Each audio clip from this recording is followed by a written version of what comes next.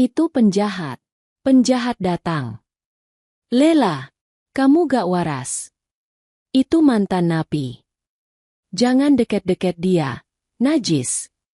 Assalamualaikum sahabat 1000 kisah nyata. Bayangkan, kamu kembali ke kampung halaman setelah 5 tahun di penjara. Baju masih oranye, tubuhmu penuh luka, dan tidak ada satu orang pun yang mau menyapa. Bahkan untuk sekadar menumpang pulang, kau dilempari batu. Namun, di tengah semua cacian itu, satu gadis mengulurkan tangan. Dan perjalananmu berubah selamanya. Inilah kisah nyata yang tak akan pernah kamu lupakan. Namun sebelum kita mulai ceritanya, mari semuanya untuk like, share, komen dari daerah mana kalian mendengarkan kisah ini, dan tentunya subscribe channel ini, agar kamu tidak ketinggalan kisah-kisah penuh inspirasi yang menggetarkan hati. Kami doakan yang sudah like dan subscribe channel ini semoga rezekinya selalu mengalir deras, segala urusan selalu dipermudah, dan doanya semoga diijabah oleh Allah Subhanahu wa Ta'ala. Jangan lupa juga tekan tombol loncengnya, agar kamu jadi orang pertama yang tahu saat video terbaru hadir. Mari kita mulai ceritanya. Langit sore di desa Sendang Wetan memerah bagai luka lama yang belum sembuh. Matahari yang sebentar lagi tenggelam, mewarnai langit dengan gradasi jingga dan merah tembaga, menambah kesan murung pada suasana yang sudah tegang sejak siang tadi. Angin membawa aroma tanah kering dan suara burung jalak yang sesekali memekik dari pohon kelapa tua di ujung gang. Di tengah jalan utama desa yang belum diaspal itu, sebutir debu melayang pelan, terbawa langkah berat seorang pria yang tampak asing. Namun sebenarnya tidak asing bagi semua orang di desa itu. Bajunya oranye, lusuh dan sedikit robek di bagian pinggang. Di dada kirinya masih tertera tulisan kecil, bekas bordiran yang tak sempat dilepas. Lapas kelas 2. Namanya Bendi. 30 tahun. Pria dengan wajah yang tak terlalu tua, tapi seolah memanggul usia 2 kali lipat dari angka itu. Ia berjalan tanpa tujuan pasti, tapi hatinya tahu, ia sedang menuju ke rumah. Rumah masa kecilnya. Rumah yang dulu penuh canda tawa ibu dan almarhum ayah. Rumah yang 5 tahun lalu ia tinggalkan dengan isak, borgol, dan rasa malu. Kini ia kembali, bukan sebagai anak yang hilang, tapi sebagai lelaki yang pernah tersungkur, dari kehormatan, dari kepercayaan, bahkan dari kemanusiaan. Bendi menatap setiap sudut desa. Tiang listrik yang dulu penuh coretan anak-anak sekolah. Warung Bu Marmi yang selalu dipenuhi tukang becak setiap sore. Balai desa kecil tempat ia pernah menang lomba baca puisi waktu SD. Semuanya masih di sana. Tapi tak satu pun menyambutnya. Justru sebaliknya. Dari kejauhan, beberapa warga sudah mulai berdiri di pinggir jalan. Mereka menatap, dengan raut wajah yang sulit dijelaskan. Antara terkejut, takut, dan jijik. Itu si Bendi, ya? Bisik seorang ibu-ibu dari balik jendela. Masya Allah, berani juga dia balik ke sini. Udah gak tahu malu. Sahut yang lain, sambil meludah ke tanah. Langkah Bendi melambat. Bukan karena lelah, tapi karena beban yang tak terlihat makin menekan dari segala arah. Ia tahu, sejak pertama kakinya menyentuh tanah desa ini, dia bukan lagi Bendi yang dulu. Di mata mereka, dia bukan anak Bu Sarti, bukan mantan ketua Karang Taruna, bukan pemuda yang rajin ngaji waktu kecil. Di mata mereka, dia hanya mantan narapidana. Ia menunduk, tapi tak berhenti berjalan. Di tangan kirinya ada kantong kresek hitam yang sudah kusut. Isinya hanya sepotong baju ganti dan sebungkus roti yang diberi sipir saat ia bebas tadi pagi. Di saku celananya ada amplop lusuh berisi surat bebas bersyarat dan selembar uang 100.000. Cukup untuk makan sehari 2 hari kalau digunakan hemat. Keringat menetes dari pelipis. Hari itu panas, tapi dingin menelusup dari dalam dada. Tiba-tiba terdengar suara anak kecil tertawa. Sekelompok anak kecil bermain bola plastik di tepi jalan. Salah satu dari mereka menoleh ke arah Bendi, lalu berteriak lantang. Itu orang penjara. Hi, serem. Yang lain ikut menirukan, dan melemparkan bola ke arahnya sambil tertawa keras. Bola itu mengenai kaki Bendi. Ia berhenti. Anak-anak mendadak diam, menyadari kesalahan. Tapi sebelum Bendy sempat menunduk dan mengambil bola untuk dikembalikan, seorang ibu keluar dari rumah. "Jangan main di situ. Ayo masuk. Nanti dicelakai penjahat itu," katanya keras. Lalu menarik anak-anak masuk rumah seperti menarik ayam dari kandang sebelum badai datang. Bendy mematung. Ia memungut bola itu dan meletakkannya di pinggir jalan. Tidak berkata apa-apa. Tidak marah. Hanya hening. Lalu berjalan lagi. Ia sampai di pertigaan, tempat warung kecil yang dulu selalu ramai. Warung Bu Marmi. Perempuan parubaya itu dulunya ramah. Suka memberi utang kecil kalau Bendy belum punya uang. Ia masih ingat, pernah minta 1 bungkus rokok dan dibayar minggu berikutnya tanpa bunga. Tapi itu dulu. Sekarang, saat Bendy mendekat, Bu Marmi justru terlihat buru-buru mengemasi dagangannya. Ia menutup toples-toples kue dengan gerakan cepat, lalu menarik tirai terpal yang menutupi warungnya. "Bu, saya cuma mau beli air mineral," ujar Bendy. Suaranya pelan dan nyaris tak terdengar. Tapi Bu Marmi tak menjawab. Ia hanya menoleh sebentar, lalu membalik badan, masuk ke dalam rumah, dan mengunci pintu warungnya dari dalam. Bendy berdiri sendirian di depan warung yang baru saja ditutup. Seperti wajah-wajah yang ia lihat sepanjang jalan, pintu itu pun menolaknya, tanpa alasan yang baru. Ia menghela napas panjang, lalu berjalan lagi. Tujuannya hanya satu, rumah tua di ujung desa. Tapi jaraknya masih jauh, dan tubuhnya sudah mulai limbung. Sejak pagi belum makan, dan ia berjalan kaki dari ujung jalan desa. "Permisi," ucapnya saat melewati rumah Pak RT. Tak ada jawaban. Hanya suara pintu kayu yang dibanting pelan. Tak jauh dari sana, ada pos ronda. 3 lelaki muda duduk di sana sambil merokok dan memandang ke arahnya. Salah satu dari mereka, rambut dicat pirang, kaos ketat, berdiri dan mendekat. Sini, sini. Bendy, kan?" Bendy menghentikan langkah. "Iya, Mas." "Wah, udah keluar juga, ya? Gak nyangka bisa bebas juga kamu." Nada bicaranya tajam, tapi dibungkus senyum yang lebih mirip cemooh daripada sapaan. "Aku cuma mau pulang ke rumah," ucap Bendy singkat. "Rumah mana? Yang di ujung itu? Masih utuh tuh? Kayaknya udah miring semua tuh gentengnya." Yang lain di pos ronda tertawa. Bendy tidak menjawab. Ia meneruskan langkahnya. Tapi suara mereka masih terdengar, menggema lebih tajam daripada suara jangkrik di sore hari.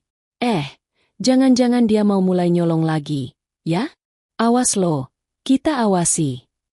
Tawa kembali pecah, dan Bendy terus berjalan. Hatinya penuh luka, tapi ia menahannya. Hingga suara motor terdengar dari belakang. Pelan, suara mesin tua, bukan motor mewah. Bendy tidak menoleh, sampai suara itu berhenti tepat di sampingnya.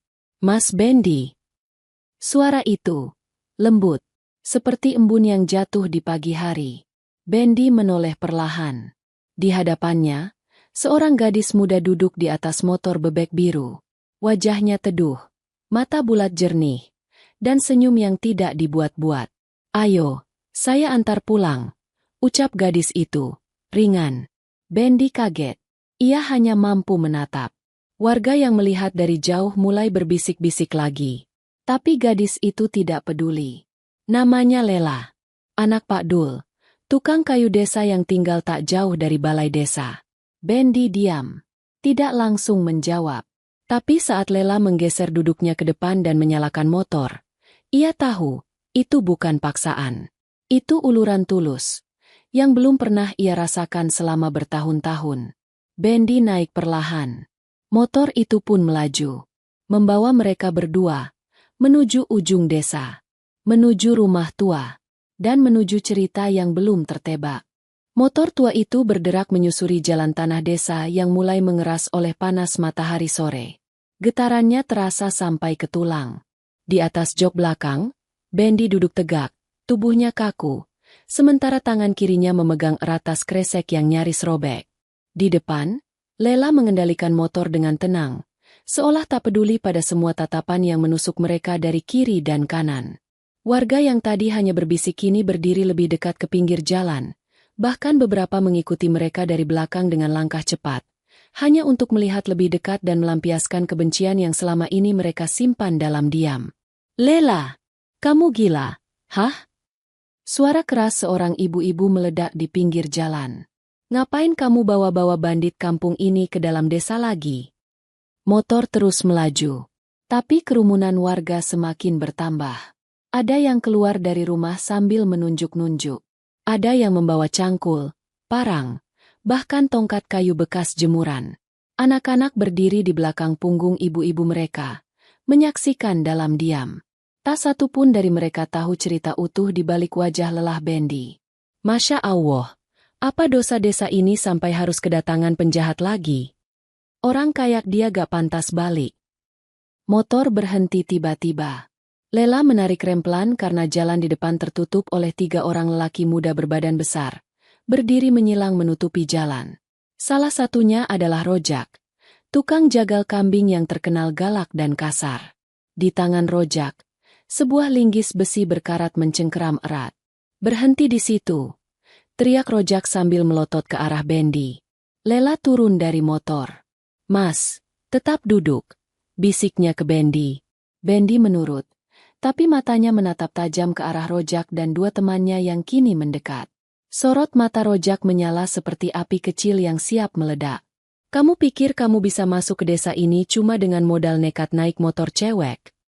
Rojak mendekat, menepuk tangannya ke ujung setang motor. 5 tahun yang lalu, adik iparku hampir mati karena ulahmu, Bendi. Bendi menatap Rojak. Wajahnya pucat, tapi matanya tetap. Aku minta maaf, jawab Bendi pelan. Maaf. Rojak tertawa sinis. Maafmu 5 tahun telat. Tiba-tiba, dari belakang, seseorang melempar batu ke arah motor. Batu itu mengenai bagian samping motor dan jatuh ke tanah. Tidak melukai siapapun, tapi cukup untuk membuat suasana makin mencekam. Usir saja dia. Jangan kasih dia lewat. Penjahat gak pantas nginjek jalan kampung ini. Suara-suara saling bertindihan. Batu kedua datang. Kali ini lebih besar. Mengenai lengan kiri Bendi. Ia mengerang pelan, tapi tidak jatuh. Lela langsung berdiri di depan motor, membentangkan kedua tangannya. Cukup. Suara gadis itu menggema. Bukan keras, tapi penuh keteguhan. Dia cuma mau pulang, bukan cari ribut.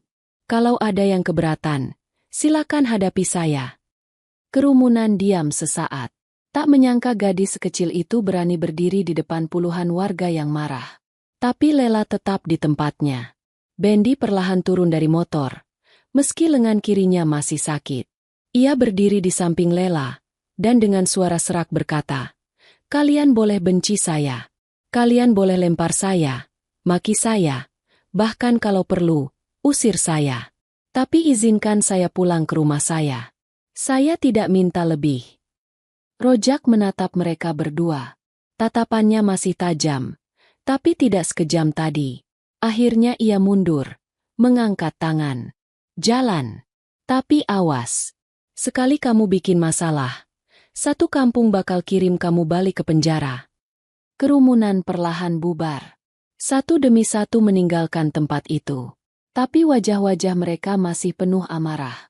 Lela menoleh ke Bendi. "Mas, ayo naik lagi." Motor melaju kembali. Kali ini jalanan terasa lebih sepi. Tapi bukan karena tenang. Sepi yang menggantung, seperti awan gelap sebelum hujan deras. Bendi menunduk sepanjang jalan, memandangi lengannya yang memar akibat lemparan batu. Tapi rasa sakitnya kalah jauh dibanding rasa sesak di dalam dada. Mereka melewati hamparan sawah hijau yang panjang. Di kejauhan, suara azan maghrib mulai berkumandang. Cahaya langit memudar cepat. Angin sore berhembus dingin. Saat motor akhirnya sampai di depan rumah tua itu, Bendi hanya diam mematung. Rumah berdinding kayu yang dulu penuh warna kini tampak kusam. Jendela kacanya retak. Daun pintunya lapuk. Bahkan pagar kecil di depan sudah runtuh. Tapi bagi Bendi, itu tetap rumah. Ia turun dari motor, menatap rumah itu lama. Tangannya gemetar membuka gerbang kayu yang kini hanya tersisa satu sisi. Lalu ia berjalan ke pintu depan, mengeluarkan kunci tua dari saku celananya. Saat gembok berkarat itu dibuka, bunyinya nyaring menembus keheningan. Ia membuka pintu perlahan. Aroma debu dan kayu tua langsung menyambut. Di dalam hanya ada satu kasur lusuh, kursi kayu patah, dan meja kecil berdebu. Semua diam. Seperti menyambut tuan rumah yang hilang bertahun-tahun. Lela tetap berdiri di luar. Motor masih menyala. Bendi menoleh. "Terima kasih," ucapnya lirih. Lela hanya tersenyum tipis. "Kalau butuh bantuan, saya tinggal di dekat balai desa." Bendi mengangguk. Tapi sebelum Lela pergi, ia berkata satu kalimat yang membuat Bendi terdiam lama. "Mas, saya percaya orang bisa berubah." Lalu suara mesin motor membelah keheningan. Lela pergi, dan Bendi berdiri di ambang pintu rumahnya sendirian. Dalam keheningan itu, ia tahu, perang yang sesungguhnya baru saja dimulai. Langit di atas rumah tua itu berubah kelam. Angin malam meniup daun-daun kering dari pohon kelor di halaman, menyapukan mereka ke sudut-sudut teras yang retak dan berjamur. Di dalam rumah, lampu minyak kecil menyala samar di atas meja pendek. Cahaya kuningnya memantul pada dinding yang mulai mengelupas dan langit-langit yang dipenuhi sarang laba-laba. Bendi duduk bersila di atas tikar pandan yang masih tersisa, meski sudah berdebu dan berbau lembab. Di depannya, sepotong roti sobek setengah yang ia bawa dari penjara tergeletak dalam bungkus plastik bening. Ia belum menyentuhnya. Bukan karena kenyang, tapi karena tenggorokannya terlalu kaku untuk menelan apapun malam itu. Angin merayap lewat celah-celah dinding. Sesekali terdengar bunyi jendela tua yang mengayun, seolah rumah itu mengeluh. Bendi memandang sekeliling, sudut dapur tempat ibunya dulu memasak, tempat ayahnya biasa duduk membaca koran bekas, dan ranjang kayu tempat ia dulu tidur dengan adik semata wayangnya, yang kini entah kemana. Rasa sepi mencengkeram kuat. Tak ada suara lain, kecuali detak jarum jam tua yang masih berdetak pelan di sudut ruang tamu. Waktu berjalan, tapi hidup seolah tertinggal 5 tahun lalu. Tepat saat pintu rumah ini ditutup untuk terakhir kalinya setelah Bendi dijemput polisi. Bendi menghela napas. Tangannya membuka kantong kresek hitam yang ia bawa. Isinya, baju ganti bekas yang sudah pudar, sepucuk surat lama dari ibunya, dan sehelai foto keluarga. Foto itu buram, warnanya sudah pudar, tapi wajah di dalamnya masih jelas. Ibunya tersenyum, mengenakan kebaya biru. Ayahnya berdiri kaku dengan kopiah hitam. Dan dirinya, masih remaja, memeluk sang adik yang waktu itu belum genap 7 tahun. Matanya berkaca-kaca. Ia usap perlahan wajah ibunya di foto itu, lalu mengecupnya lama. Lalu, tanpa suara, ia berbisik, "Ma, aku pulang." Tapi tak ada jawaban. Hanya suara tikus kecil yang melintasi atap, dan suara angin yang menyeret debu. Bendi bangkit. Ia membersihkan tikar seadanya, lalu meletakkan bantal tua yang sudah pipih. Ia berbaring perlahan, memeluk tas kreseknya, memejamkan mata dalam kegelapan, berharap esok lebih baik. Tapi tubuhnya menolak tidur. Rasa sakit di lengan kiri bekas lemparan batu mulai terasa nyeri. Ia duduk kembali, membuka bajunya, lalu menatap lebam keunguan itu dalam diam. Esok harus mencari makan. Esok harus mulai lagi dari nol. Tapi dari mana? Ia menunduk. Tak ada kerja yang mau menerima mantan narapidana. Dan lebih buruk, ia bahkan tak tahu harus bicara pada siapa. Pagi datang cepat. Cahaya matahari masuk dari sela-sela papan dinding. Bendi sudah bangun sebelum ayam berkokok. Ia mencuci wajah dengan air sumur yang rasanya seperti batu. Lalu berdiri lama di depan cermin kecil yang tergantung miring di dinding. Wajahnya kurus. Matanya cekung. Tato kecil di tangan kirinya tampak lebih jelas karena sinar pagi. Ia coba menyisir rambut dengan tangan. Sia-sia. Tapi entah kenapa, ia ingin terlihat lebih rapi. Keluar dari rumah, ia berjalan kaki ke arah balai desa. Di sepanjang jalan, orang-orang memandangnya dari balik tirai. Beberapa pura-pura tak melihat. Beberapa justru berhenti dan menatap penuh kecurigaan. Ia berjalan terus. Tak satu pun menyapa. Di depan balai desa, ada 3 pria duduk di atas karung gabah. Salah satunya adalah Bapak Lurah. Bendi mendekat, mengangguk sopan. "Permisi, Pak." Pak Lurah hanya menatap. Wajahnya kosong, tapi matanya dingin. "Saya Bendi. Mau tanya, apa ada pekerjaan di desa?" Pak Lurah tidak langsung menjawab. Ia menghembuskan asap rokoknya, lalu berkata, "Kamu baru keluar dari penjara, kan?" Bendi mengangguk pelan. "Kamu tahu, orang-orang sini gak akan mudah nerima kamu kembali. Mereka takut. Mereka trauma. Kamu gak bisa langsung berharap dapat kerja atau bantuan." "Saya gak minta apa-apa, Pak. Cuma, kalau ada kerja berat, apa saja, saya sanggup." Pak Lurah diam lagi, lalu menunjuk kebun bambu di belakang balai desa. "Besok pagi, ikut Pak Dul bersihin semak-semak di sana. Bayarannya gak besar, tapi itu langkah awal." Bendi mengangguk dalam. "Terima kasih, Pak." Saat ia berbalik dan hendak pergi, tiba-tiba seseorang menegur dari samping. Suara perempuan. Lembut. "Mas Bendi." Ia menoleh. Lela berdiri di sana, membawa rantang makan berwarna biru dan tas kecil di tangannya. Wajahnya bersih. Rambutnya dikepang seperti kemarin. "Apa kabar?" Bendi terdiam. Tak tahu harus menjawab apa. "Ini, ada makanan. Tadi saya masak tempe bacem sama sayur bening. Takut Mas belum sempat masak sendiri." Bendi menatap rantang itu, lalu menatap wajah Lela. Ada rasa sesak di dadanya. Belum pernah ada yang begitu peduli padanya. Sejak ia bebas. "Aku gak enak," ucapnya pelan. Lela tersenyum. "Gak usah mikir macam-macam. Saya cuma ngasih. Kalau Mas gak mau, nanti saya taruh di pos ronda aja." "Enggak, saya terima. Terima kasih ya." Lela menyerahkan rantang itu ke tangannya. "Mas Bendi kuat, ya? Saya percaya Mas bisa buktikan kalau Mas bukan orang jahat seperti yang mereka pikirkan." Ucapan itu membuat dada Bendi hangat. Tapi ia juga sadar, simpati seperti ini tidak datang tanpa risiko. Nama Lela bisa dibicarakan, bisa dicemooh. Tapi gadis itu tetap berdiri di sana, tersenyum, seolah dunia tak punya gigi tajam. Bendi memandangi punggung Lela yang berjalan pergi. Dan saat itu, untuk pertama kalinya, ada keyakinan kecil tumbuh di dalam hatinya. Ia harus bangkit. Ia harus berubah. Bukan untuk membalas orang-orang yang membencinya, tapi demi membuktikan kepada satu orang yang percaya padanya, bahwa ia layak disebut manusia kembali. Embun masih menggantung di ujung daun ketika Bendi berdiri di depan kebun bambu milik desa. Pak Dul, pria berusia 50-an dengan topi caping usang dan sarung yang digulung ke lutut, sudah lebih dulu tiba.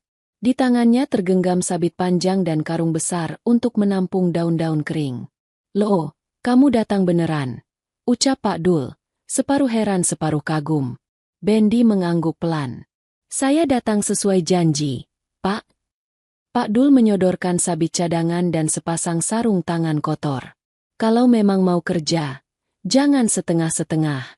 Tapi saya kasih tahu, orang-orang bakal terus ngomongin kamu." "Saya sudah biasa dihina, Pak," jawab Bendi lirih sambil menerima alat kerja itu. "Yang penting saya masih bisa bekerja." Hari itu mereka mulai dari bagian barat kebun, yang sudah nyaris seperti hutan mini karena bertahun-tahun tidak disentuh. Bambu liar menjulang tinggi, akar-akarnya menjalar kemana-mana. Daun kering menumpuk hingga lutut. Tugas mereka adalah menebas, mengumpulkan, lalu membakar sisa-sisa yang tak lagi berguna. Peluh membasahi tubuh Bendi sejak jam 7 pagi. Tangannya luka karena tersayat bambu muda, tapi tak ada satu keluhan pun keluar dari mulutnya. Setiap kali sabitnya terayun, ia mengingat wajah ibunya. Setiap kali pundaknya pegal, ia mengingat suara Lela yang berkata bahwa ia percaya. Dan setiap kali napasnya mulai habis, ia mengingat batu yang dilemparkan ke tubuhnya, dan ia tahu, Dunia belum selesai mengujinya. Di kejauhan, dari sela-sela semak, beberapa warga berdiri diam. Mereka tak bicara, hanya mengintip, melihat sendiri apa benar si mantan napi itu benar-benar kerja. Tidak merampok, tidak lari, tidak membuat ulah.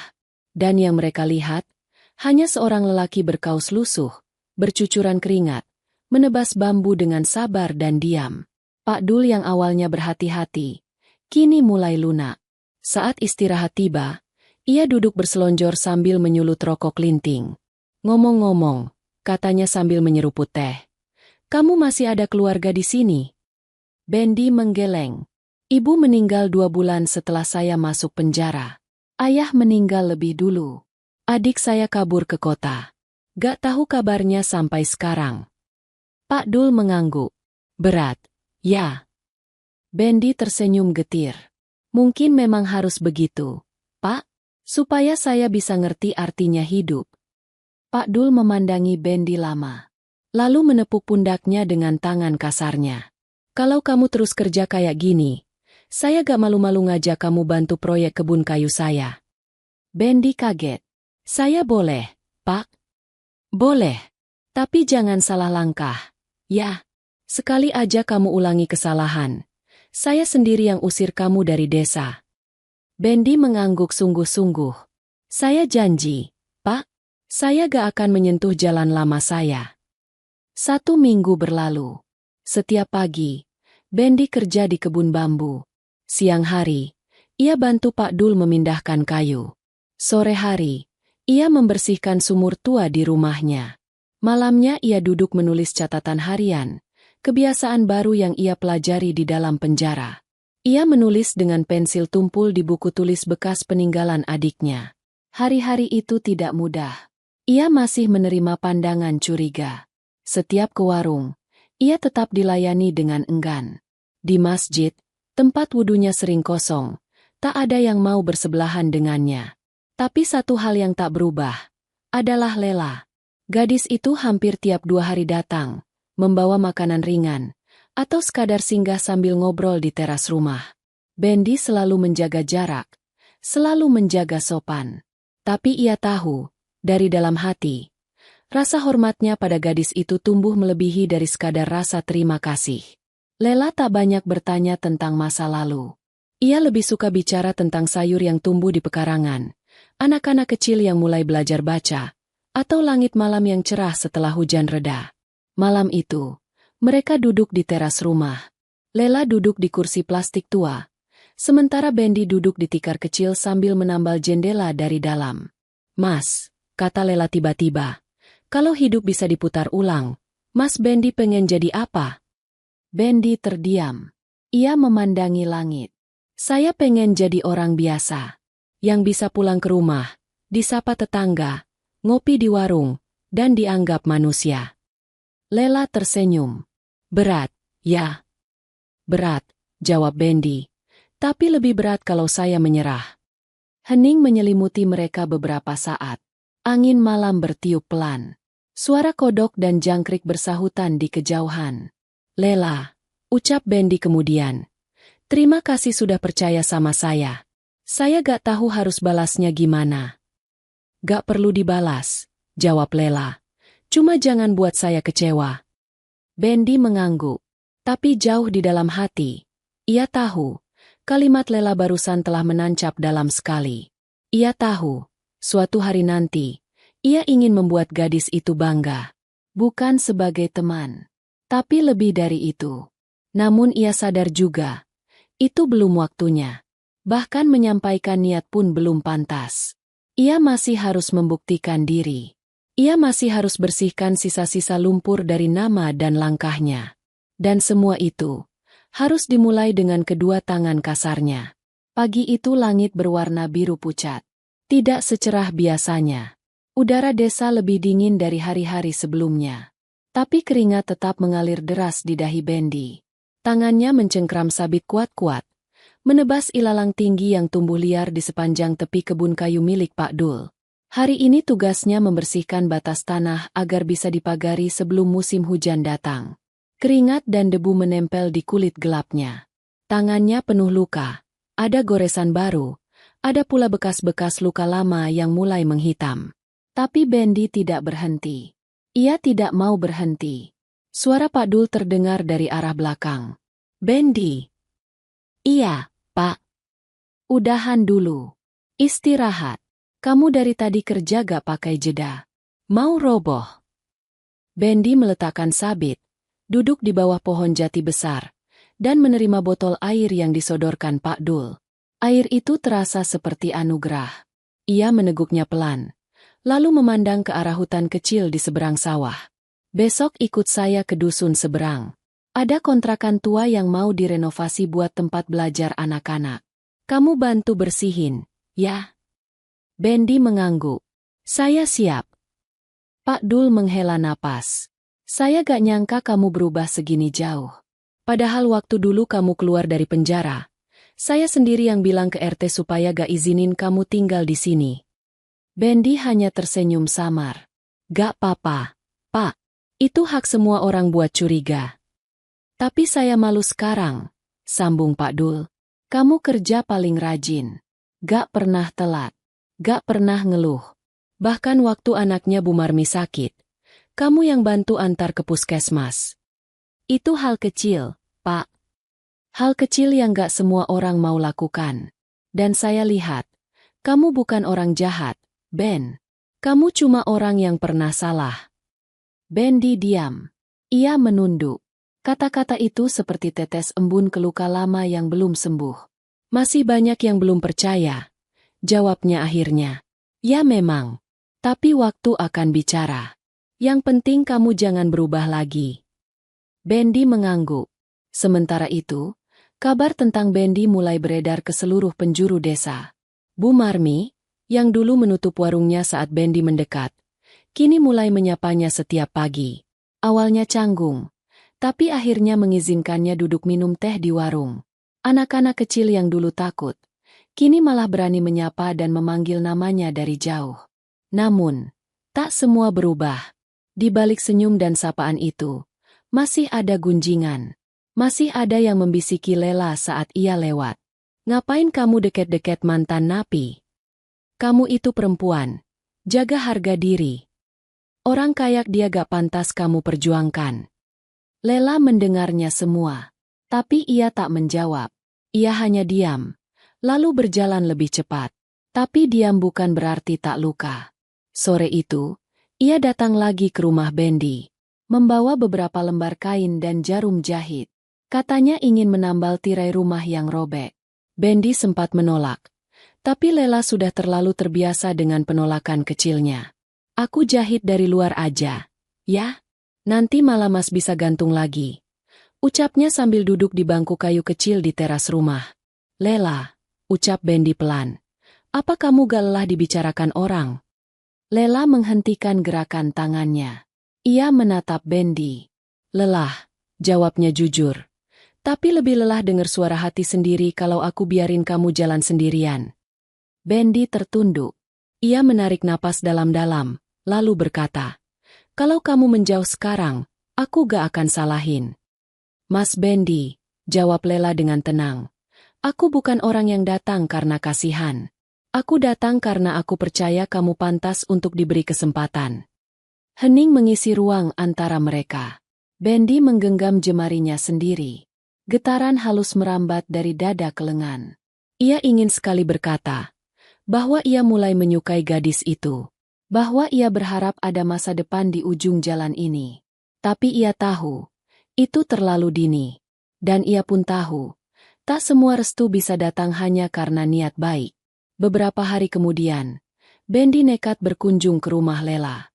Ia mengenakan baju terbaik yang ia miliki, kemeja putih yang telah ia cuci bersih dan setrika sendiri meski lipatannya masih miring.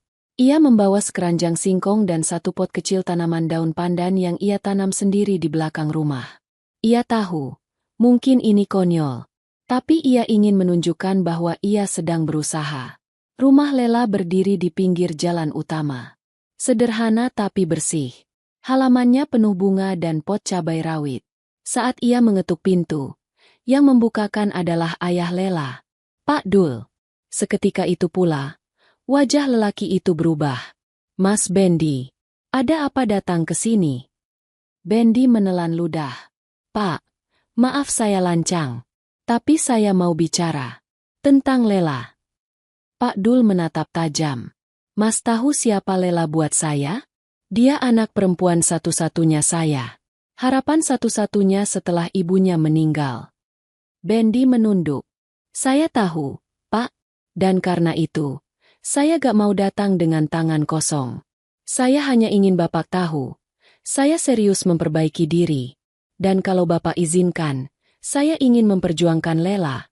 Bukan untuk sekarang, tapi untuk masa depan. Pak Dul tak menjawab langsung. Ia hanya memandang tajam, lalu berkata dingin. Lupakan.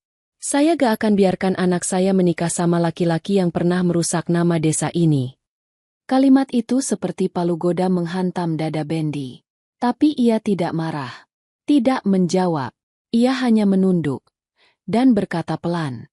Kalau begitu, izinkan saya tetap membuktikan. Sampai Bapak percaya. Lalu ia pamit. Tanpa air mata. Tanpa guncangan. Hanya satu tekad. Jika cinta tak bisa diterima hari ini, maka ia akan tumbuh dalam diam, hingga waktunya ia pantas menyebut nama itu, bukan sebagai harapan semu, tapi sebagai bagian dari hidup yang baru.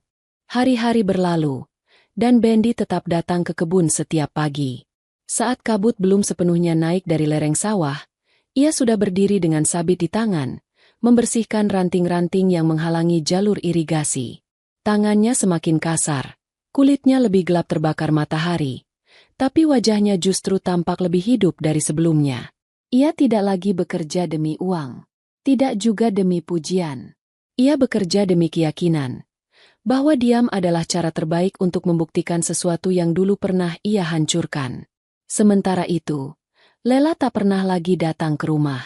Sejak pertemuan Bendi dengan ayahnya, suasana di antara mereka berubah. Tak ada lagi senyum hangat di sore hari. Tak ada lagi obrolan ringan tentang angin dan langit. Tapi Bendi tak marah. Ia mengerti. Ia tahu. Waktu bukan musuh. Waktu adalah ujian. Dan ia memilih untuk sabar. Pak Dul tetap memberinya pekerjaan. Tapi nada bicaranya lebih dingin. Tak ada lagi obrolan setelah kerja. Tak ada lagi tawaran teh di bawah pohon jati. Hanya perintah. Hanya tugas. Tapi di balik tatapan keras itu, sesekali ada lirikan samar. Seperti seorang ayah yang ingin percaya, tapi belum berani membuka pintu sepenuhnya. Suatu hari, banjir kecil melanda desa setelah hujan deras 3 hari berturut-turut. Saluran air tersumbat di banyak titik. Air menggenang sampai ke pekarangan rumah warga. Sawah mulai tergenang, dan warga panik. Malam itu, Kepala desa mengumpulkan beberapa pemuda untuk kerja bakti esok pagi, membersihkan saluran air di sisi barat desa. Tapi yang datang hanya 3 orang. Sementara yang lain, memilih diam, sibuk, atau takut kotor. Bendi datang paling pagi. Ia membawa sekop, karung, dan senter. Tanpa banyak bicara, ia mulai menggali lumpur yang menyumbat parit. Kakinya tenggelam sampai betis. Tangannya berlumpur sampai ke lengan. Ia bekerja tanpa menoleh siapapun. Hanya fokus. Hanya itu yang bisa ia lakukan. Pukul 9 pagi, beberapa warga mulai berdatangan. Bukan untuk membantu, tapi untuk melihat.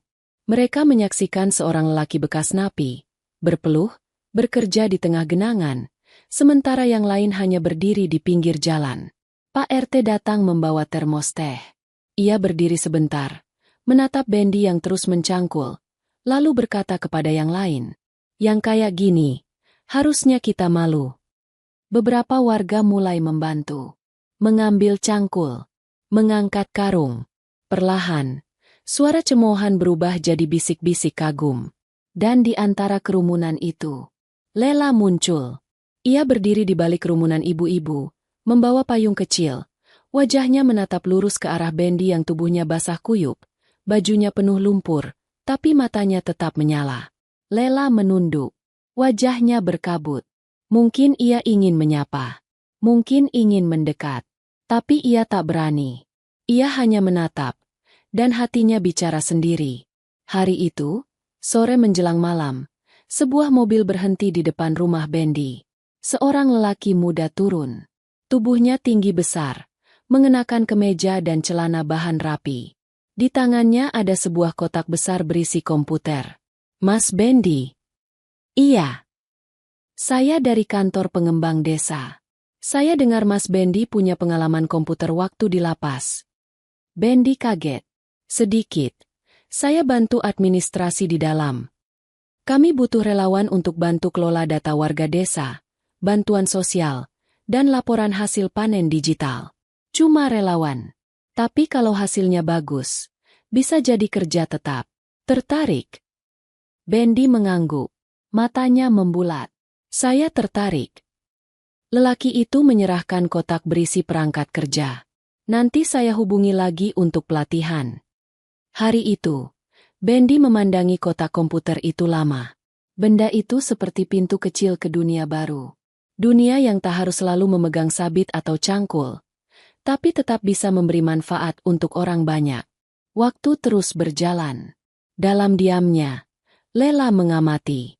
Ia lihat Bendy kini menjadi bagian dari tim desa. Ia lihat bagaimana anak-anak kecil mulai mendekatinya tanpa takut. Ia dengar kabar bahwa semua laporan bantuan desa kini tertata rapi karena Bendy yang mengatur. Dan satu malam, Lela berdiri di dapur rumahnya, menatap ayahnya yang sedang memotong kayu. "Pak," ucap Lela pelan. Pak Dul menoleh. "Kalau ada orang yang berubah jadi lebih baik, apa salah kalau kita beri dia kesempatan kedua?" Pak Dul menghela napas. "Kamu masih bicara soal Bendy?" Lela mengangguk. "Aku gak bilang sekarang. Aku tahu semuanya butuh waktu. Tapi aku juga tahu, gak semua orang bisa kerja sekeras dia hanya untuk diterima sebagai manusia." Pak Dul tak menjawab. Ia hanya menunduk. Lalu meletakkan kapaknya pelan ke atas meja. Malam itu, angin berhembus pelan. Di rumah kayu tua milik Bendy, cahaya lampu menyala tenang. Di atas meja, 2 buku besar terbuka. 1 buku catatan warga desa, 1 lagi buku hariannya sendiri. Bendy menulis. Hari ke-172 sejak aku pulang ke desa. Aku belum diterima sepenuhnya. Tapi aku juga belum diusir lagi. Dan itu cukup untukku. Ia meletakkan pena. Lalu bangkit. Membuka pintu rumah. Di luar, langit bertabur bintang. Udara dingin tapi damai. Dan dari ujung jalan desa, ia melihat sosok perempuan berjalan perlahan dengan selendang di bahunya. Lela. Tanpa kata, mereka hanya saling memandang. Tak ada pelukan. Tak ada pernyataan cinta. Tapi tatapan itu menyimpan sesuatu. Bukan janji. Bukan harapan. Tapi keyakinan bahwa sesuatu sedang tumbuh. Perlahan. Pasti. Dan tidak tergesa-gesa. Langit mulai basah oleh gerimis tipis ketika Bendy kembali dari kantor desa. Tangannya memegang beberapa lembar fotokopi dokumen bantuan sosial, sementara bahunya membawa tas selempang kecil yang mulai pudar warnanya. Hari itu hujan turun sejak siang, membuat tanah becek dan jalanan licin. Tapi langkah Bendy tetap ringan. Hampir 200 hari sejak ia menginjakan kaki kembali ke desa Sendang Wetan, dan meski belum semua pintu terbuka, ia tahu, tembok itu mulai retak sedikit demi sedikit. Anak-anak kecil mulai berani memanggil namanya, menyodorkan tangan penuh lumpur untuk bersalaman. Beberapa ibu-ibu bahkan menitipkan dokumen ke rumahnya. Percaya ia bisa bantu isi formulir bantuan. Warung Bu Marmi yang dulu menutup pintu kini memberinya teh hangat setiap sore tanpa diminta. Namun tetap ada yang belum selesai. Dan itu adalah masa lalunya. Malam itu, saat hujan makin deras, Bendy sedang menyapu lantai rumah ketika terdengar suara ketukan pintu keras dan tergesa. Ia membuka dengan cepat. Di depan pintu berdiri seorang lelaki muda yang wajahnya dikenalnya samar-samar. "Mas, saya namanya Rian. Bisa saya bicara sebentar?" Bendy mempersilakan masuk. Lelaki itu mengenakan jaket hujan basah. Rambutnya meneteskan air, wajahnya gugup. "Saya adik iparnya Rojak, yang dulu pernah bilang Mas Bendy bikin kakak saya hampir mati waktu tawuran dulu," ujarnya pelan. Bendy diam. Matanya mengeras. Rian menelan ludah, lalu berkata, "Sebenarnya, saya tahu semua kejadian malam itu." Bendy menatapnya. "Kakak saya dan teman-temannya waktu itu mau rampok warung belakang terminal. Mas Bendy tahu. Mas coba cegah. Terjadi ribut. Tapi bukan Mas yang mukul sampai kakak saya pingsan. Itu temannya sendiri. Tapi, semua orang lebih mudah menyalahkan Mas. Karena Mas waktu itu anak jalanan. Gak punya siapa-siapa." Ucapan Rian membuat dada Bendy serasa ditindih batu. Ia menunduk. Rahangnya mengeras. Tangan kanannya mengepal pelan. "Kenapa baru sekarang kamu bilang?" Rian menatap lantai. "Saya takut. Saya masih kecil waktu itu. Saya dengar omongan orang tua, omongan rojak, dan saya pikir, ya udahlah. Tapi sekarang saya lihat sendiri. Mas Bendy bukan kayak yang dulu dibilangin. Saya malu." Bendy menghela napas panjang. Suaranya bergetar. "Gak ada yang bakal percaya juga sekarang. Semua udah lewat." Rian menggenggam lututnya sendiri, seolah menahan penyesalan. "Saya tahu, mungkin minta maaf gak cukup. Tapi saya mau Mas tahu, Mas bukan sendiri. Ada orang yang tahu Mas gak salah. Dan saya siap bilang kebenaran itu kalau perlu." Mata Bendy berkaca-kaca. Ia menatap anak muda itu. Lalu, perlahan, berdiri dan memeluk bahunya. "Terima kasih." Malam itu, untuk pertama kalinya, Bendy menangis. Bukan karena luka, tapi karena kelegaan yang tak pernah ia temukan sebelumnya. 5 tahun lebih ia memendam semuanya sendiri. Kini, sebagian beban itu pecah. Keesokan harinya, Pak RT mengumumkan rencana pertemuan desa di balai untuk menyusun program baru tentang pemuda dan keamanan. Bendy diminta hadir sebagai pengelola data. Semua warga diundang. Hari itu, ruangan balai penuh sesak. Warga berdiri, duduk, bahkan sebagian bersandar di tiang karena tidak kebagian kursi. Suasana ramai, tapi tegang. Semua tahu, Bendy akan bicara hari itu. Ketika namanya dipanggil, Bendy maju perlahan. Wajahnya tenang. Ia membawa map biru dan laptop tua yang dipinjamkan kantor desa. "Selamat pagi," ucapnya. Semua terdiam. "Terima kasih sudah mengizinkan saya berdiri di sini. Saya tahu, mungkin kehadiran saya masih dianggap ganjalan oleh beberapa orang. Dan saya tidak menyalahkan siapapun. Tapi hari ini, saya tidak ingin membela diri. Saya hanya ingin menyampaikan data." Ia memaparkan grafik partisipasi warga, pengeluaran bantuan, dan catatan keuangan yang ia susun rapi. Semua orang terkesiap. Rapi. Akurat. Bahkan kepala desa sampai mengangguk kagum. Tapi sebelum ia duduk kembali, Rian berdiri di belakang. Suaranya lantang. "Saya mau bicara." Semua menoleh. "Saya ingin minta maaf di depan semua orang.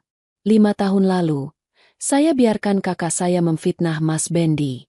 Padahal saya tahu, dia gak bersalah. Dia hanya mencoba mencegah kejahatan. Tapi malah dijadikan kambing hitam. Saya diam. Dan itu salah saya." Ruang balai hening. Seperti kosong. Seperti waktu berhenti sejenak. Mata-mata mulai melirik satu sama lain. Suara pelan mulai terdengar. "Bener itu. Masya Allah." "Loh, kalau gitu?" Pak Dul yang berdiri di depan ikut terpaku. Ia menatap Bendy. Lama.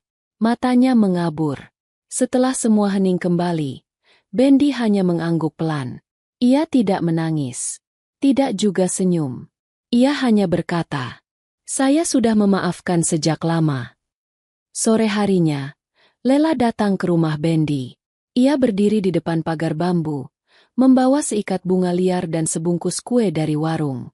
"Saya dengar apa yang terjadi tadi siang," ucapnya sambil tersenyum. Bendy berdiri di ambang pintu. Ia mengangguk pelan. "Terima kasih. Sudah percaya pada saya sejak awal." Lela menunduk sebentar, lalu menatap Bendy dengan mata teduhnya. "Mas Bendy." "Iya. Bapak minta ketemu Mas. Besok sore." Bendy terdiam. Wajahnya menegang. Serius? Lela mengangguk. Datang aja. Sendiri. Malam itu, Bendy tak bisa tidur. Mungkin, pintu yang tertutup rapat selama ini mulai terbuka. Dan mungkin, waktunya untuk berbicara bukan hanya soal masa lalu, tapi tentang harapan, dan seseorang yang ingin ia perjuangkan dengan sepenuh hati. Sore menjelang malam, langit sendang wetan diselimuti mendung tipis. Cahaya matahari berwarna keemasan menembus celah awan, menyinari rumah Pak Dul yang berada tak jauh dari tikungan jalan utama desa. Bendy berdiri di depan pagar bambu yang mulai ditumbuhi lumut, mengenakan kemeja putih bersih yang ia setrika sendiri pagi tadi, celana kain abu-abu yang telah ia jahit ulang di bagian lutut, dan sandal kulit butut yang paling rapi yang ia miliki. Di tangannya ada sebuah bungkusan kain kecil berisi hasil kebun, pisang kapok dari belakang rumah, singkong rebus, dan satu botol kecil sirup jahe buatan sendiri. Ia berdiri beberapa menit tanpa mengetuk pintu, mengatur napas, menenangkan detak jantung yang sejak tadi berdebar seperti beduk malam Jumat. Ini bukan kunjungan biasa. Ini langkah pertama yang akan menentukan sisa masa depannya. Setelah mengatur napas panjang, ia mengetuk pintu perlahan. Suara sepatu kayu terdengar dari dalam. Pintu terbuka, dan muncul wajah Pak Dul, mengenakan kaos oblong tua, kain sarung bergaris, dan tatapan mata yang tak bisa ditebak. "Masuklah," ucapnya singkat. Bendy masuk dengan perlahan. Ia melepas sandalnya di depan pintu dan meletakkan bungkusan di atas meja kayu. Ruangan itu sederhana. Aroma kayu bakar tercium samar dari dapur. Di dinding, tergantung foto keluarga lama dengan bingkai yang sedikit berkarat. Pak Dul duduk di kursi bambu. Bendy berdiri kaku di depan meja. Menunduk. "Silakan duduk," kata Pak Dul pelan. Bendy menurut. Sunyi mengisi ruangan beberapa saat. Hanya suara ayam tetangga yang sesekali terdengar berkokok dari kejauhan. "Aku dengar kamu kerja keras selama ini," ucap Pak Dul akhirnya. "Saya hanya mencoba menebus apa yang pernah saya rusak, Pak," jawab Bendy pelan. Pak Dul menatapnya. Lama. Matanya menelusuri setiap gurat wajah Bendy, seolah mencoba membaca ulang semua bab kehidupan lelaki itu. "Lela anak saya satu-satunya. Ibunya meninggal waktu dia masih kecil. Dan saya besarkan dia sendiri. Saya tahu dia perempuan kuat. Tapi hati anak perempuan tetap hati. Sekali patah, bisa lama sembuhnya." Bendy menunduk. "Saya tahu, Pak. Dan justru karena itu, saya datang. Kamu tahu masa lalu kamu gak mudah dilupakan, kan?" "Saya sadar betul, Pak. Saya gak datang minta diterima begitu saja. Saya datang karena ingin meminta kesempatan. Bukan hanya untuk dicintai oleh Lela, tapi untuk jadi bagian dari keluarga yang bisa dijaga." Pak Dul diam. Hening menebal kembali. Lalu ia berdiri, berjalan ke jendela, memandang keluar. "Kamu tahu kenapa Lela gak menikah dengan siapapun sampai sekarang?" Bendy menggeleng. "Karena dia pernah bilang ke saya, dia gak cari lelaki sempurna. Dia cari lelaki yang tahu rasanya jatuh, tahu rasanya ditolak, tapi tetap berdiri dan berjuang." Bendy menelan ludah. Pak Dul menoleh. Dia bilang, "Kamu adalah orang itu." Kaki Bendy terasa lemas. Tapi ia tetap duduk tegak. Pandangannya mengabur oleh embun air mata yang tak bisa dicegah. "Tapi saya belum beri restu," lanjut Pak Dul. "Karena saya ingin lihat seberapa jauh kamu rela berjalan." "Saya siap berjalan sejauh apapun, Pak." Pak Dul menarik napas. "Baik. Saya kasih kamu waktu. 6 bulan dari hari ini. Buktikan ke saya bahwa kamu pantas berdiri di samping anak saya. Bukan dengan kata-kata, tapi dengan tindakan. Bukan dengan janji, tapi dengan teladan." Bendy mengangguk dalam. "Insya Allah, saya akan jaga amanah itu." Pak Dul menatap lurus ke matanya. Kali ini tidak ada tatapan curiga. Tidak juga benci. Hanya satu hal, kejujuran. "Kalau kamu kuat melewati 6 bulan ini, saya sendiri yang antar kamu ke pelaminan." Sejak malam itu, Bendy kembali bekerja lebih keras dari sebelumnya. Ia bangun lebih pagi, bahkan sebelum ayam berkokok, membersihkan pekarangan masjid, menyapu jalan gang sempit yang jarang dijamah, bahkan membantu memperbaiki jembatan bambu kecil di belakang desa yang sudah lama rusak. Ia juga mulai mengajar anak-anak mengaji setiap malam. Bukan karena disuruh, tapi karena ia tahu, ilmu yang ia pelajari selama di lapas tak boleh dibuang sia-sia. Warga mulai melihatnya bukan sebagai bekas narapidana, tapi sebagai bagian dari desa. Seseorang yang bisa diandalkan. Dan itu membuat rasa hormat tumbuh perlahan. Di sisi lain, Lela memperhatikan semua dari jauh. Ia tak lagi datang setiap hari. Tapi ketika bertemu di masjid atau di acara warga, pandangannya tak pernah berubah. Teduh, penuh percaya. Satu hari, saat Bendi tengah membantu memperbaiki tangga rumah warga, seorang ibu menghampirinya. Mas Bendi, bisa tolong ajarin anak saya baca Quran? Dia masih terbata-bata. Insya Allah, Bu. Saya senang sekali. Jawabnya. Hari itu, hatinya sejuk. Karena ia tahu, perlahan, kepercayaan itu tumbuh. Dan 6 bulan. Bukan waktu yang lama jika ia isi dengan kerja keras, kejujuran, dan doa. Ia tak tahu apakah nanti akan mendapat restu. Tapi satu hal yang pasti, ia akan terus melangkah. Karena cinta, bukan hanya soal menggapai tangan seseorang, tapi tentang menjadi orang yang pantas untuk digenggam. 6 bulan. Bagi orang biasa, mungkin terasa sebentar. Tapi bagi Bendi, itu adalah serangkaian ujian yang panjang, waktu yang diisi bukan hanya dengan kerja, tapi dengan pengorbanan, kejujuran, dan diam-diam, rindu yang tak pernah ia sampaikan. Sejak pertemuan itu dengan Pak Dul, hari-hari Bendi berubah menjadi lebih dari sekadar perjuangan hidup. Ia tidak hanya mencari makan. Ia mencari wajah yang pantas untuk menyebut seseorang sebagai keluarga. Ia ingin menjadi orang yang bisa dipercaya, bukan hanya oleh Pak Dul, tapi juga oleh dirinya sendiri, bahwa ia tak lagi seperti dulu. Di minggu pertama, ia mulai memperbaiki bagian dalam rumahnya sendiri. Papan-papan dinding yang reot diganti perlahan. Jendela tua yang hampir roboh ia betulkan dengan kayu bekas dari proyek Pak Dul. Ia bahkan membuat sendiri rak buku kecil untuk menaruh mushaf dan buku harian yang selama ini hanya ditaruh di lantai. Pagi-pagi, sebelum adzan subuh, Bendi sudah berdiri di sumur, menimba air untuk masjid. Ia tak hanya membersihkan halaman masjid, tapi juga mengepel lantainya, menata sandal jamaah, dan sesekali membantu Pak Ustaz mengetik laporan keuangan masjid di laptop tua pinjaman kantor desa. Sore harinya, anak-anak mulai berdatangan ke rumahnya. Bendi mengajari mereka membaca Iqra dan Al-Quran. Tidak sedikit anak-anak yang bandel, suka lari-lari, kadang menumpahkan tinta atau mengacak-acak kertas. Tapi Bendi tak marah. Ia tertawa, ia sabar, dan yang paling penting, ia hadir untuk mereka. Semakin hari, kabar tentang perubahan Bendi menyebar ke seantero desa. Bu Marmi bahkan berkata dengan lantang di warung, "Kalau semua mantan napi bisa berubah kayak Bendi, saya rela jual bakwan gratis tiap Jumat." Tawa pun terdengar.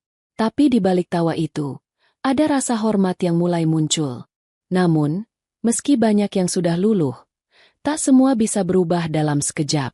Suatu hari, ketika Bendi sedang mengantar sembako dari kantor desa ke rumah warga miskin, ia dihentikan oleh Rojak, pria yang dulu melemparkan batu ke arahnya. "Weh!" Bendi menoleh. Rojak berdiri di depan warung, melipat tangan di dada. "Kamu pikir kamu bisa tutupi masa lalu kamu dengan sabit dan kitab suci?" Bendi diam. Ia menatap Rojak tanpa amarah. "Saya gak bisa menutupi masa lalu, Ja. Tapi saya bisa belajar untuk gak bikin masa depan yang sama buruknya." Rojak meludah ke tanah. Tapi kali ini, ia tidak lanjut bicara. Ia hanya diam, lalu berbalik ke dalam warung. Bendi melanjutkan langkahnya. Hatinya tahu, itu bukan kemenangan. Tapi itu tanda bahwa dendam perlahan kehabisan bahan bakar. Di bulan kelima, kantor desa mengadakan acara pelatihan Id untuk pemuda dan ibu-ibu. Bendi diminta menjadi narasumber. Awalnya ia ragu, tapi setelah diyakinkan oleh Pak Lurah, Ia berdiri di depan layar proyektor, menjelaskan cara menyusun data, mengelola dokumen, dan membuat email. Suaranya sedikit gemetar, tapi tatapan warga yang hadir membuatnya perlahan percaya diri. Lela duduk di barisan tengah. Ia mendengarkan tanpa berkata apa-apa. Tapi pandangan matanya bicara lebih dari cukup. Usai acara, Bendy menghampirinya. Lela. Iya, Mas. Aku. Terima kasih ya. Lela menggeleng. Saya yang harus terima kasih. Mereka berdiri dalam diam. Tak berani bicara terlalu banyak. Tapi waktu telah memberi tempat bagi keduanya untuk saling mengisi ruang-ruang kosong di hati yang pernah retak. Hari itu pun tiba. 6 bulan tepat sejak malam Bendy meminta waktu. Matahari bersinar cerah, dan langit biru bersih menggantung di atas desa. Bendy mengenakan baju koko putih bersih dan sarung lurik. Ia berdiri di depan rumah Pak Dul. Kali ini tanpa membawa singkong atau tanaman. Hanya dirinya, dan seluruh usahanya. Pintu terbuka. Pak Dul sudah menunggu. Duduk di kursi kayu tua dengan kemeja coklat dan celana panjang. Masuklah, katanya. Bendy duduk. Tidak bicara terlalu banyak. Hanya menunduk. Dan menanti. Pak Dul mengambil sesuatu dari dalam laci. Sebuah amplop kecil berisi selembar kertas. Ia menyerahkannya pada Bendy. Bendy membuka perlahan.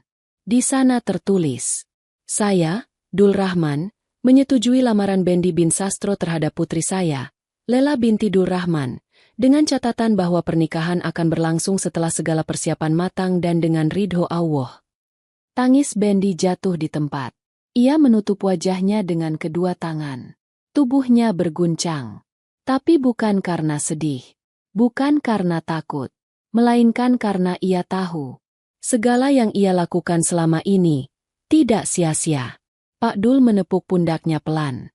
"Pulanglah, temui Lela. Bilang padanya, dia boleh memilih sendiri hari baiknya." Bendy bangkit perlahan, menyalami tangan Pak Dul lama-lama.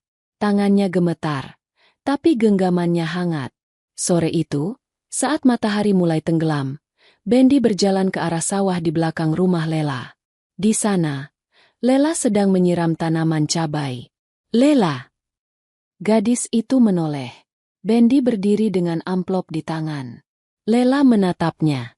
Lama, tanpa bicara. "Ayahmu sudah beri restu." Lela tersenyum. Matanya berkaca-kaca. "Kalau begitu," katanya pelan, "mulai sekarang, kita jalan bareng. Bukan cuma dalam susah, tapi juga dalam semua yang akan kita bangun." Dan di tengah sawah yang mulai keemasan, 2 jiwa yang pernah dipisahkan stigma dan luka, kini dipersatukan oleh waktu dan bukti. Bukan karena cinta datang cepat, tapi karena cinta sabar menunggu. Matahari pagi menyinari desa Sendang Wetan dengan hangatnya. Burung-burung kecil beterbangan di antara dahan jambu dan pisang. Sementara embun terakhir menguap perlahan dari dedaunan yang bergetar halus ditiup angin. Hari itu, langit seperti ikut merayakan sesuatu.